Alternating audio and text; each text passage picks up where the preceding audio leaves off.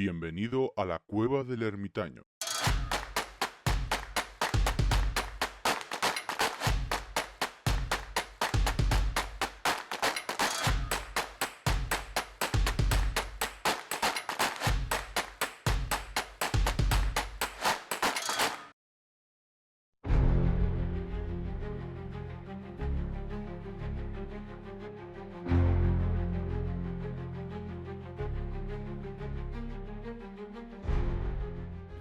Muy buenas a todos, muy buenas a todas y bienvenidos, bienvenidas a la Cueva del Ermitaño.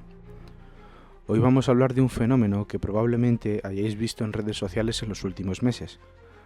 Quizá os haya aparecido en TikTok, en Instagram o en YouTube. Jóvenes con máscaras de animales corriendo a cuatro patas por un parque, saltando obstáculos o grabándose en el bosque mientras hacen sonidos y movimientos que recuerdan a un animal. Y muchos de ellos se describen con una palabra que hasta hace poco prácticamente nadie conocía fuera de ciertos rincones de internet: los Therian. La primera reacción de mucha gente cuando ve estos vídeos es de sorpresa, de confusión o incluso de burla. ¿Qué está pasando aquí? ¿Es una broma? ¿Es una moda de internet? ¿Es un juego? ¿Es un movimiento identitario?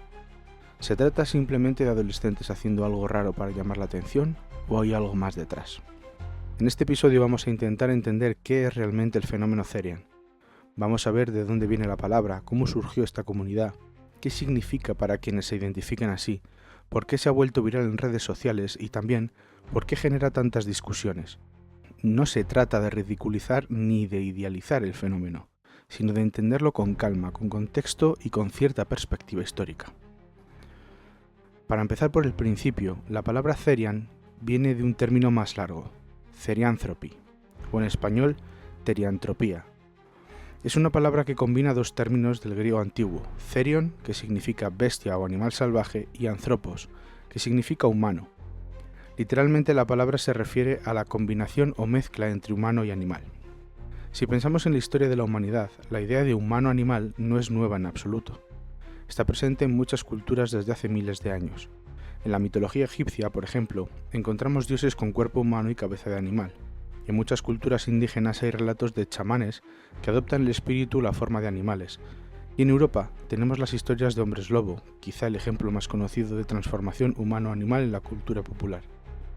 Durante siglos la palabra teriantropía se utilizó para describir precisamente eso, la transformación de un ser humano en animal, generalmente dentro del ámbito de la mitología, el folclore o la religión. Pero el uso moderno de la palabra es diferente. Hoy, cuando alguien se define como Therian, normalmente no está diciendo que puede transformarse físicamente en un animal. Lo que está diciendo es algo más abstracto, que siente una identificación profunda e interna con un animal no humano. Según quienes se identifican como Therians, esta identificación no es un disfraz, ni un juego, ni un simple interés por los animales. Es algo que perciben como parte de su identidad, algo que sienten que forma parte de quienes son. Ahora bien, el fenómeno moderno de los Therian no surge de las mitologías antiguas, sino de Internet. Concretamente empieza a tomar forma en los años 90. En aquella época existían foros de discusión en línea llamados grupos de Usenet, que funcionaban como espacios de conversación sobre temas muy específicos. Uno de esos grupos se llamaba alt.horror.werewolves, dedicado a discutir historias y películas sobre hombres lobo. Lo curioso es que dentro de este espacio, algunas personas empezaron a compartir algo que iba más allá de la ficción.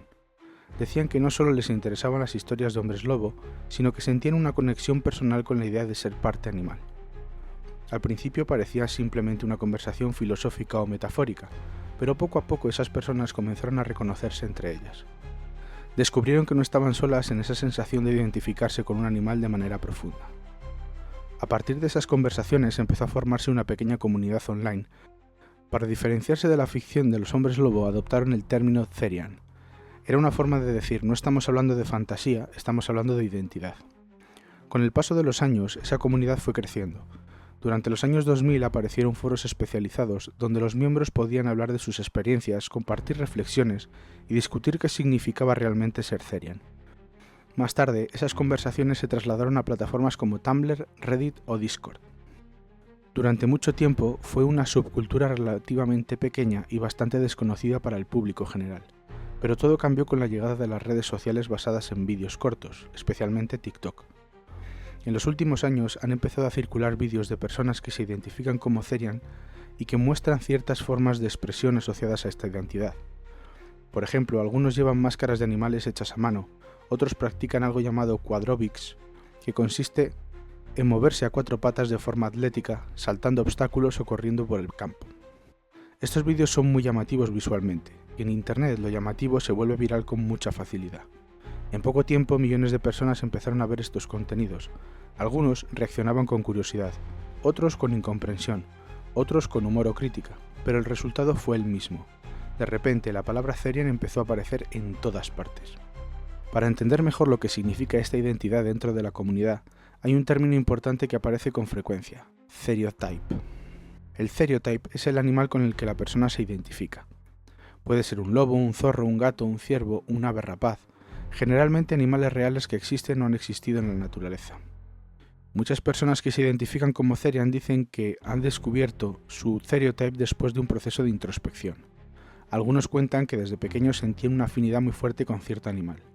Otros explican que fue algo que fueron descubriendo con el tiempo. También existe otro concepto que aparece en muchas conversaciones dentro de la comunidad, el llamado shift. Un shift se describe como un cambio temporal en la percepción interna. No se trata de una transformación física, sino de una experiencia psicológica o emocional en la que la persona siente que ciertos aspectos de su identidad animal se vuelven más presentes. Algunas personas describen impulsos instintivos, cambios en el estado emocional o sensaciones de conexión más intensa con su Theriotype. No todos los Therian experimentan shifts, y quienes los experimentan lo describen de maneras muy diferentes. Algo que suele generar mucha confusión es la relación entre Therians y otra subcultura bastante conocida, los furries o furros. A primera vista puede parecer lo mismo, porque ambos están relacionados con animales y a veces utilizan máscaras o disfraces, pero en realidad son fenómenos distintos. El fandom furry es principalmente una acción artística y cultural centrada en personajes animales antropomórficos. Incluye ilustración, animación, disfraces, llamados fursuits, y convenciones donde los fans se reúnen. Es esencialmente un hobby creativo. En cambio, quienes se identifican como Therian suelen insistir en que lo suyo no es un hobby ni un personaje, sino una identidad interna. Dicho de otra manera, el furry gira alrededor de personajes ficticios, el Therian gira alrededor de la identidad personal. Por supuesto, hay personas que participan en ambas comunidades, pero conceptualmente no son lo mismo. Ahora bien, llegamos a una de las preguntas más importantes. ¿Por qué esto parece haberse vuelto tan visible ahora? Una parte de la respuesta tiene que ver con los algoritmos de las redes sociales. Los vídeos que muestran algo inesperado o extraño suelen generar muchas reacciones. La sorpresa, el humor, la polémica, todo eso aumenta la interacción. Y cuando un contenido genera interacción, el algoritmo lo muestra a más personas. Pero también hay factores sociales más amplios. Algunos analistas sugieren que este tipo de identidades pueden formar parte de procesos de exploración personal, especialmente en la adolescencia y la juventud. Son etapas de la vida donde las personas buscan entender quiénes son, cómo se sienten y dónde encajan. Internet ofrece un espacio donde esas exploraciones pueden encontrar lenguaje y comunidad. Cuando alguien descubre que otras personas comparten experiencias similares, puede sentir que ha encontrado una forma de explicar algo que antes no sabía cómo describir. Por supuesto, el fenómeno también tiene críticas. Algunos psicólogos consideran que ciertas formas de identificación extrema podrían reflejar dificultades emocionales o procesos de evasión. Otros creen, en muchos casos, se trata simplemente de una forma simbólica de expresión. Desde la antropología cultural, algunos investigadores señalan que la relación simbólica entre humanos y animales ha existido siempre. En muchas culturas tradicionales, los animales representan casualidades espirituales o identitarias. La diferencia es que hoy estas experiencias se expresan dentro de comunidades digitales globales.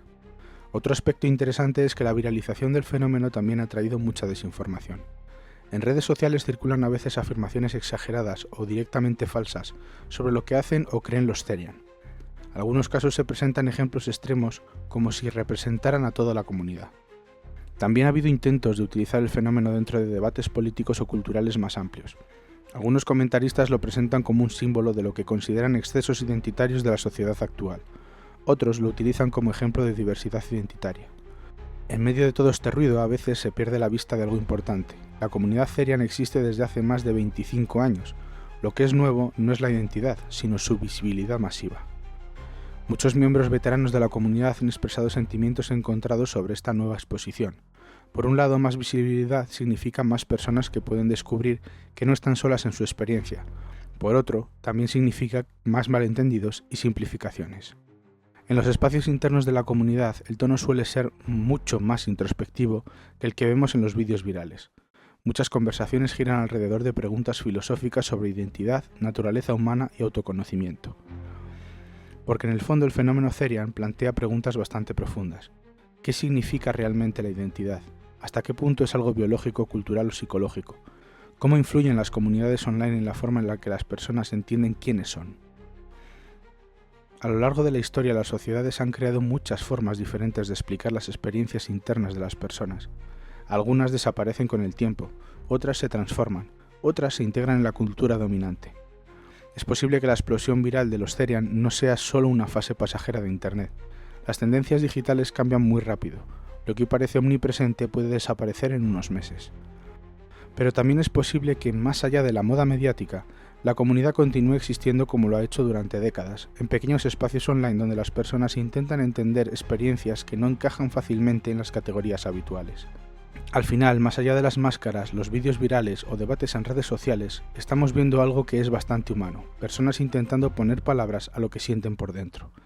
Y quizá la pregunta más interesante no sea si los Therian tienen razón o no sobre su identidad. Quizá la pregunta interesante sea qué nos dice este fenómeno sobre la forma en que las personas construyen significado, comunidad e identidad en la era de Internet. Porque si algo está claro es que las identidades humanas siempre han sido más complejas de lo que parecen a simple vista, y probablemente seguirán evolucionando mientras existan nuevas formas de comunicarnos, de encontrarnos y de contarnos quiénes creemos ser. Por mi parte nada más, nos escuchamos la semana que viene con mucho más.